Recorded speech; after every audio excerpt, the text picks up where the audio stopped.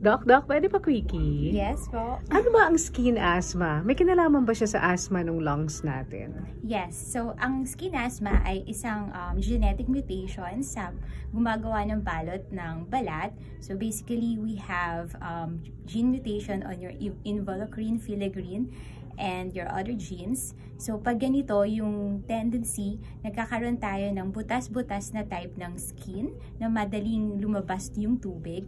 Pati yung mga mikrobyo, yung mga bacterial infection, pumapasok siya.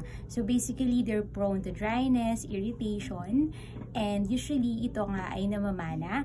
And may trigger din ito sa environment. Oh, so anong solusyon doon? So usually education, of course this is kailangan prevention, basically yung pagpapalakas ng balot ng skin through your emollients. So yung mga emollients natin, hindi ito yung mga regular na lotion. This usually contains your ceramides, your hyaluronic acids that actually improves or parang pinagdidikit-dikit nila ang mga skin cells together para mas maging malakas. So prevention is actually the key. Education also of the parents na hindi ito agad-agad mag-i-improve. So if there are flarings, no, we can give them your topical steroids, but usually hindi natin sila kailangan gamitin for long periods.